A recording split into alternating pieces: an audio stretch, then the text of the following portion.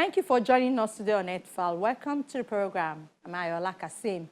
Climate scientists recently appealed directly to everyone on the planet to seize a dwindling chance to limit global warming to 1.5 degrees Celsius or risk harming people living today and their descendants for thousands of years.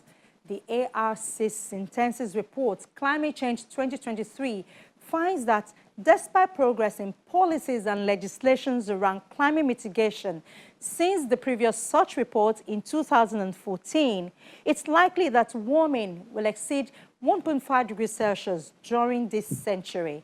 This is based on the expected levels of global greenhouse gas emissions in the atmosphere by 2030, based on all countries' climate targets, known as Nationally Determined Contributions, or NDCs, announced as of October 2021. The scientists are talking, but what are they saying? That's our focus today on Earthfile. Just stay with us.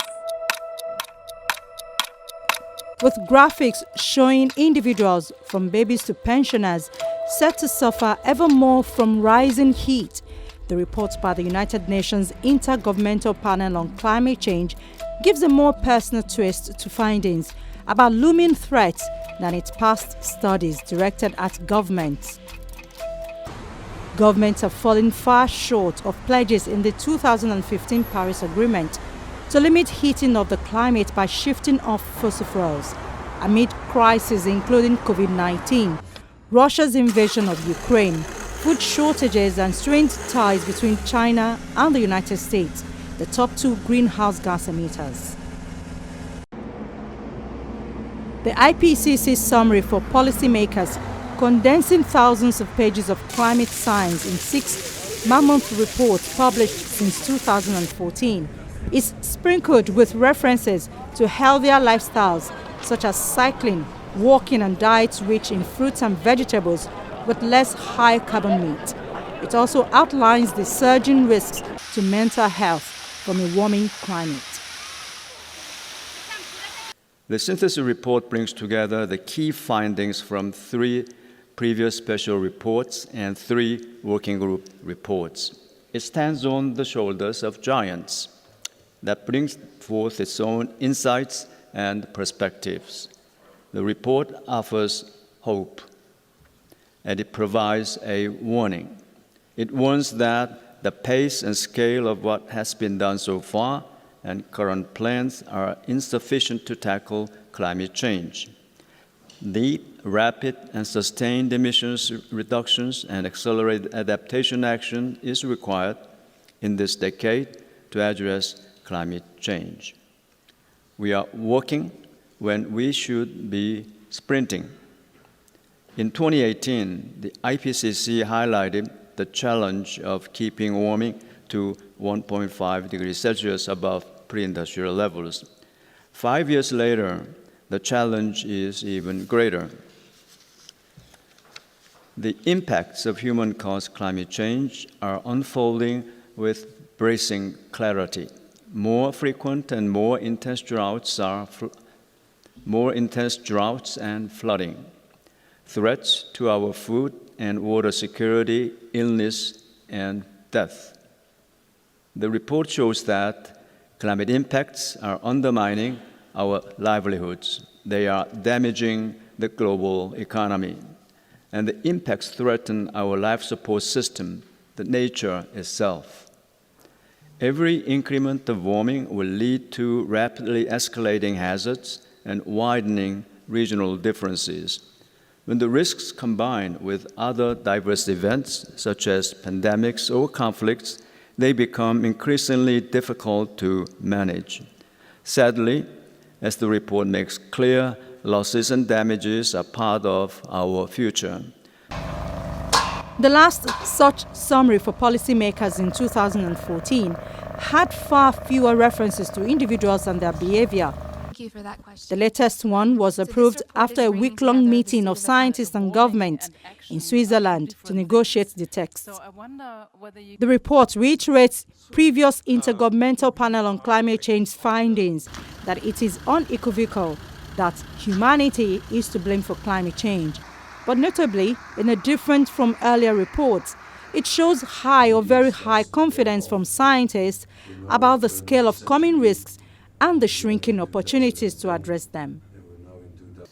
The question is, can we deploy those options quickly and effectively, enough to cut emissions to create a safer, sustainable future for everyone? Can we protect ourselves with more resilient practices and infrastructure? That's the challenge. Limiting warming to 1.5 degrees Celsius requires deep, rapid, and sustained reductions in greenhouse gas emissions. In all sectors, emissions will need to be cut by almost half by 2030 if we want a chance to stay at or below 1.5 degrees Celsius. More reductions will need to follow. But action now along many dimensions could result in the transformational change essential to the future we all wish for. A future not just for ourselves, but for generations to come. The IPCC also appeals to people's self-interest, saying that action to combat climate change by shifting to clean energy makes sense for health and well-being. In what delegates said was partly an attempt to win over those who doubt the science or economics. The report identifies tried and tested policies and practices that can work in diverse contexts to reduce emissions and advance climate resilience. But they need to be scaled up and applied more widely. Lowering demand for carbon-intensive goods and services is a particularly promising way to reduce emissions.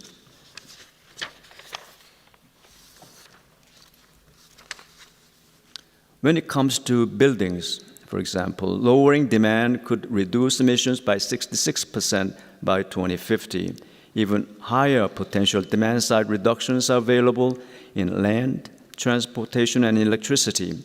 One of the report's essential findings is the value of fairness. Those who contributed the least to climate change are often the most vulnerable to its impacts. In the previous decade, people who lived in areas highly vulnerable to climate impacts were up to 15 times, I repeat, up to 15 times more likely to die in floods, droughts, and storms. Money cannot solve everything, but it is critical to narrowing the gap between those who are most vulnerable and those who enjoy greater security. The Executive Secretary of the United Nations Framework Convention on Climate Change was attending a ministerial meeting in Copenhagen headed by the presidents of COP27 and COP28 to assess action and progress on climate commitment when the report by the IPCC was published. He said there is still an opportunity to act. Well, it tells us that we're running out of time, but we're not running out of options. And there is an opportunity at COP28 later this year to land some strong decisions, especially with the delivery of the global stocktake, which speaks to where we are, the challenges that we face, the gaps that exist, but most importantly, the response to the IPCC report, the response to this stock-taking moment, this moment of truth, how we look forward, but most importantly, how we move forward. It's political will. So, as outlined in the IPCC report, the prescriptions are there. We know what needs to be done, we know who needs to do it, and we know when that needs to be done. We know that there is a significant portfolio, both on the mitigation side, on the adaptation side, of the solutions that are required to address this major deficit. What's still lacking is the political will to engage and the political will to implement those prescriptions. Meanwhile, the United Nations Secretary General called on rich nations to accelerate their shift to net zero emissions. In a recorded address, the UN Secretary General described the sixth assessment report as a survival guide for humanity and urged developed countries to commit to net zero by the earlier date of around 2040. humanity is on thin ice, and that ice is melting fast. As today's report of the Intergovernmental Panel on Climate Change, IPCC, details, humans are responsible for virtually all global heating over the last 200 years. The rate of temperature rise in the last half-century is the highest in 2,000 years. Concentrations of carbon dioxide are at their highest in at least 2 million years. This report is a clarion call to massively fast-track climate efforts by every country and every sector and on every time frame. In short, our world needs climate action on all fronts, everything, everywhere, all at once. Specifically, leaders of developed countries must commit to reaching net zero as close as possible to 2040, the limit they should all aim to respect. This can be done. Some have already set a target as early as 2035. Leaders in emerging economies must commit to reaching net zero as close as possible to 2050, and again, the limit they should all aim to respect. I urge all governments to prepare energy transition plans consistent with these actions and ready for investors. I'm also calling on CEOs of all oil and gas companies to be part of the solution. They should present credible, comprehensive and detailed transition plans in line with the recommendations of my high-level expert group on net zero pledges. And these plans must clearly detail actual emission cuts for 2025 and 2030 and efforts to change business models to phase out fossil fuels and scale up renewable energy. We need to seize the opportunity to invest in credible innovations that can contribute to reaching our global targets. We must also speed up efforts to deliver climate justice to those on the front lines of many crises, none of them they caused. By the end of COP28, I count on all G20 leaders to have committed to ambitious new economy-wide nationally determined contributions encompassing all greenhouse gases and indicating their absolute emission cut targets for 2035 and 2040. According to the IPCC, losses and damages will disproportionately affect the poorest and most vulnerable populations, particularly those in Africa and least developed countries, creating more poverty. Already, this has been the case in many places across the African continent. Somalia's ongoing record drought killed as many as 43,000 people last year, half of them children under 5, in the first attempt to estimate countrywide deaths. After 5 consecutive failed rainy seasons, half of Somalia's 17 million people are in urgent need of aid, the United Nations has said, although part of the country avoided a famine declaration last year that some experts had been expecting. The research led by the London School of Hygiene and Tropical Medicine found that half the deaths were children younger than 5, and that the crisis could prove worse than Somalia's last major drought in 2017 and 2018. The rate of fatalities could rise in first half of 2023, the report said, projecting total deaths for this period at between 18,100 and 34,200. Experts also warn that we need to see 1.5 degrees Celsius not as a target, but as a ceiling. Overshooting 1.5 degrees Celsius means we are entering a danger zone beyond planetary limits in which natural, animal and human life has flourished for millions of years. They say, as the IPCC report shows, we're not too late to avoid passing 1.5 degrees Celsius. But the greatest threat is apathy. The impact of climate change will only get worse, they say. The cost of inaction is far greater than the cost of action, and the financial implications will impact everyone, from governments to companies and families, irrespective of region.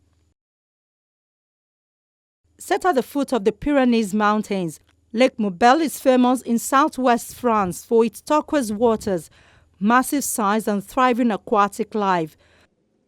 But as spring nears, the postcard landscape has largely turned into a muddy wasteland, with the boats of the local sailing club left stranded on its banks. As France's driest winter in 64 years kept the lake from filling up.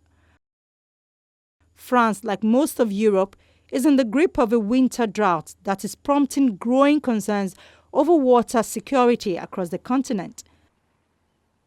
For the month of February, the Ariège region, where Lake Montbel is located, has suffered from a rainfall shortage of 80%. We are only currently at 15 million cubic meters, which represents about 25% of the maximum filling rate. At this time of the year, we are usually closer to 60% filling rate, 40 million cubic meters, so a very marked deficit. That will imply a special management this summer for the balance of the different uses. Lake Montbel is an artificial lake which extends over 570 hectares and was created in 1985 by flooding what used to be a forested area. The lake, roughly halfway between Toulouse and Papillon, was initially created to irrigate the region's crops, but over time, campsites and hiking trails have sprouted around its banks, drawing thousands of tourists each year. The dam was designed based on hydrological data dating back to before the 1980s, when we were not aware global warming even existed, and we now know that it was already ongoing and that it is accelerating. As he walks the lake's dried-up bed, sailing instructor Claude Carrier checks sailing boats stranded a few meters from the water. His club has had to cancel several competitions since January, as the lake's shrunken surface is no longer suited for sailing. He has been volunteering at the club since the early 2000s. We have a magnificent body of water when it's full. It's fabulous. It is a haven of peace, a place of leisure and relaxation. And when you see it like that, it's sad. It looks more like a muddy desert than anything. And that breaks our heart in a way. The club's management is already looking to diversify its activities to keep operating through future droughts. Normally, we have national and regional level competitions that start in January. This year, it could not take place. So far, there's been none. The only ones that have taken place are sailboat RC competitions, radio-controlled sailboats. There were 2 on the national level as well.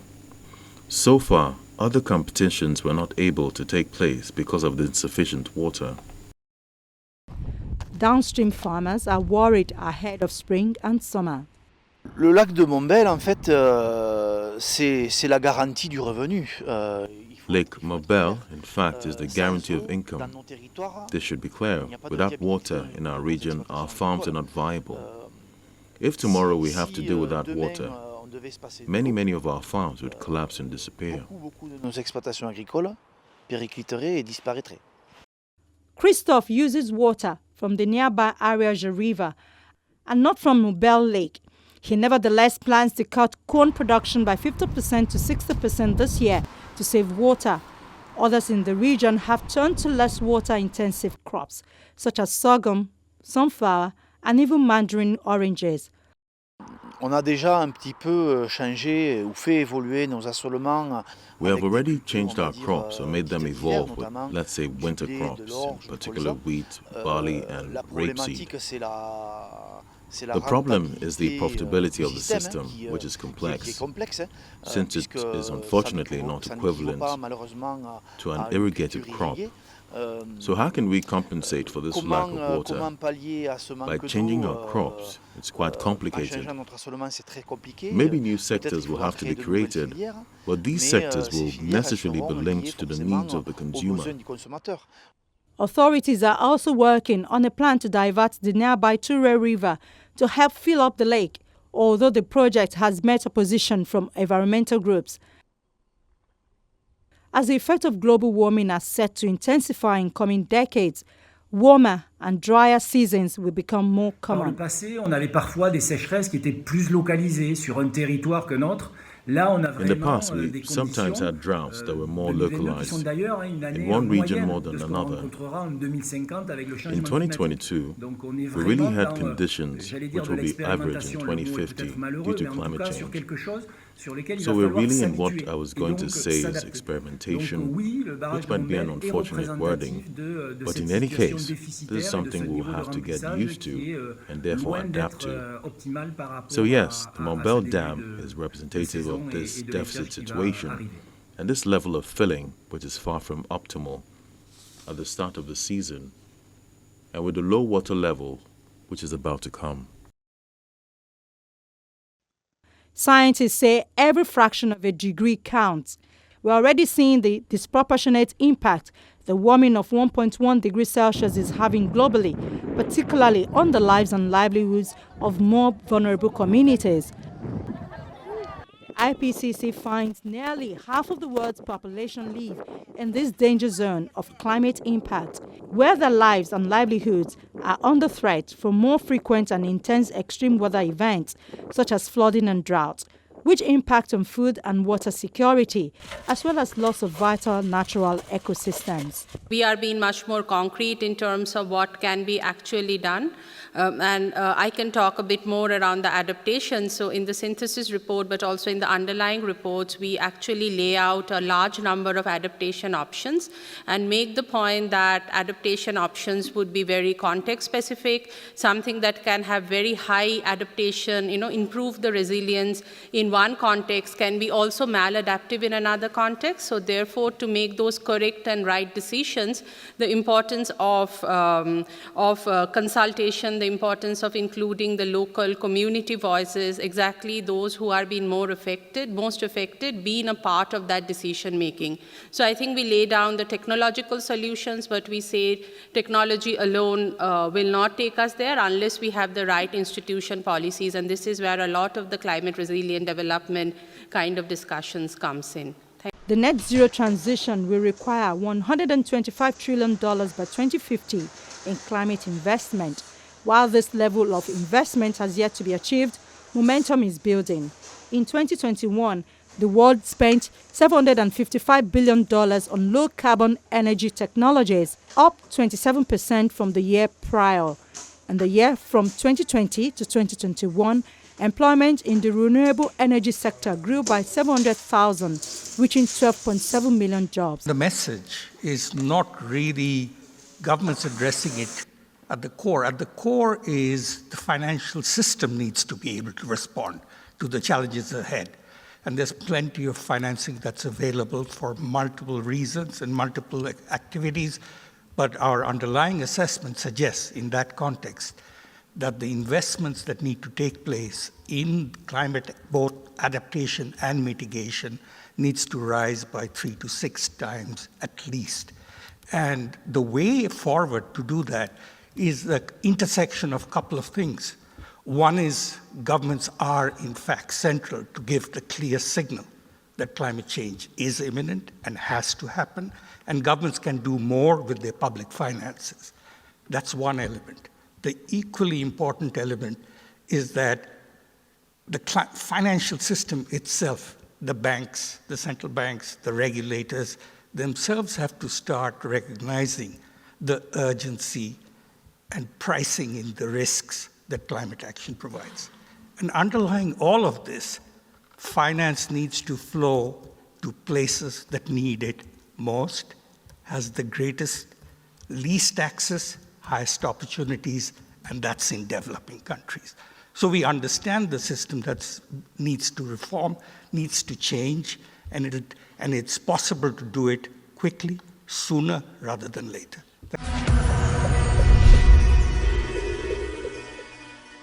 That's our show for the week. Thank you for watching our inbox Earthfile at channelstv.com. It's available for all your comments and questions. From all of us here in Lagos, it's bye for now.